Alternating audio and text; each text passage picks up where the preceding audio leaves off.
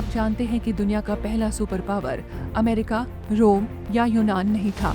इतिहास की किताबों में हम अक्सर रोमन साम्राज्य और यूनानी दर्शन की चर्चा करते हैं, लेकिन सच ये है कि दुनिया का पहला वास्तविक वैश्विक सुपर पावर था पर्शिया, जिसे आज हम ईरान के नाम से जानते हैं।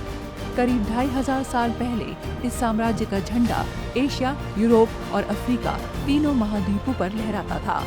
उस समय दुनिया की लगभग 44% आबादी एक ही राजा के अधीन थी। ये ऐसा रिकॉर्ड है जिसे आज तक कोई भी साम्राज्य नहीं तोड़ पाया। आज हम उसी पर्शिया की यात्रा पर निकलते हैं, उस लंबी ऐतिहासिक यात्रा पर जिसमें एक महान साम्राज्य टूटता बिखरता है, खुद को बदलता है और अंततः आधुनिक ईरान के रूप में उभरता है।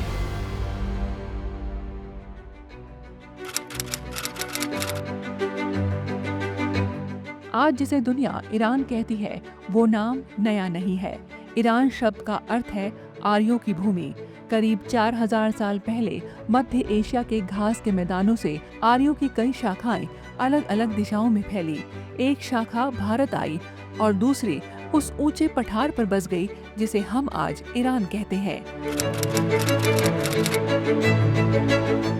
ईरान के गौरव की असली शुरुआत होती है राजा साइरस महान से। साइरस को इतिहास के सबसे न्यायप्रिय और उदार विजेताओं में गिना जाता है। उन्होंने एक छोटे से कबीले को संगठित कर दुनिया का एक विशाल साम्राज्य खड़ा किया, जिसे एकेमेनिड साम्राज्य कहा जाता है। साइरस की महानता केवल युद्ध जीतने में नहीं थी, बल्कि उनकी शासन व्यवस्था में भी थी। जब उन्होंने बेबीलोन को जीता तो वहां गुलामी में रह रहे यहूदियों को आजाद कर दिया। इतना ही नहीं, उन्हें अपने पवित्र शहर यरूशलेम लौटने और अपना प्रार्थना घर दोबारा बनाने की अनुमति और सुरक्षा भी दी। साइरस ने अपने विचारों को एक मिट्टी के बेलनाकार स्तंभ पर लिखवाया, जिसे आज साइरस सिलेंडर कहा जाता है। इसे अक्सर दुनिया के पहले मानवाधिकार दस्तावेज के रूप में देखा जाता है। साइरस ने ये साबित किया कि एक साम्राज्य केवल तलवार से नहीं, बल्कि सहिष्णुता और न्याय से मजबूत होता है। साइरस के बाद डेरियस महान ने सत्ता संभाली और साम्राज्य को और विस्तारित किया। समय के साथ पर्शियन साम्राज्य का वैभव इतना बढ़ गया था कि उसके शासकों में अहंकार भी आने लगा। यूनान पर बार बार आक्रमणों ने वहां बदले की भावना को जन्म दे दिया। इसी बदले को पूरा करने के लिए मैसिडोनिया का युवा राजा सिकंदर महान अपनी सेना के साथ निकला। 331 ईसा पूर्व में गोगामेला का युद्ध हुआ, जिसने इतिहास की दिशा ही बदल दी। इस युद्ध में पर्शिया के राजा डेरियस तृतीय हार गए और पर्शियन साम्राज्य यूनानियों के हाथों में चला गया। हालांकि सिकंदर स्वयं भी पारसी संस्कृति से प्रभावित हो गया और उसने खुद को एशिया का शासक मानना शुरू कर दिया।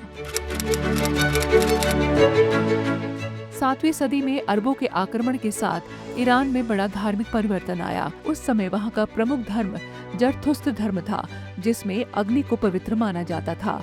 अरब विजय के बाद धीरे धीरे इस्लाम फैलने लगा। अपनी धार्मिक पहचान बचाने के लिए कई पारसी लोग समुद्र के रास्ते भारत के पश्चिमी तट पर आकर बस गए। आज भारत के विकास में पारसी समुदाय का योगदान उसी ऐतिहासिक पल की याद दिलाता है।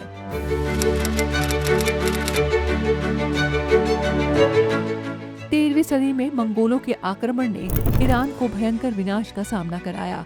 चंगेज खान की सेनाओं ने कई शहरों को तबाह कर दिया, पुस्तकालय जला दिए और हजारों लोगों की हत्या कर दी।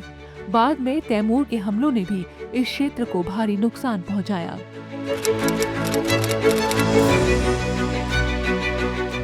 16वीं सदी में सफीवीद वंश के उदय ने ईरान को स्थायी धार्मिक पहचान दी। राजा इस्माइल प्रथम ने ईरान को शिया इस्लाम का देश घोषित किया।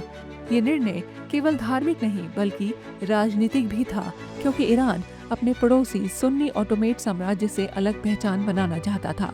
आज ईरान दुनिया का सबसे बड़ा शिया मुसलमान देश है।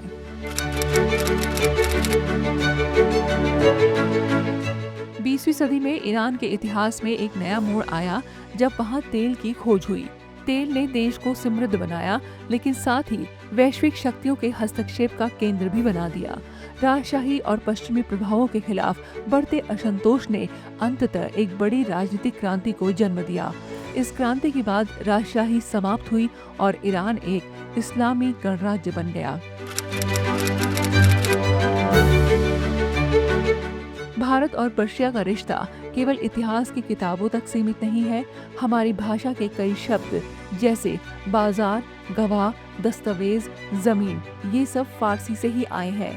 समोसा, बिरयानी और यहाँ तक कि गुलाब जामुन जैसे व्यंजनों की जड़ें भी पर्शियन परंपराओं से ही जुड़ी हुई हैं। मुगल काल में फारसी भारत की आधिकारिक भाषा थी और ताजमहल की वास्तुकला में भी पर्शियन कला का प्रभाव साफ दिखाई देता है।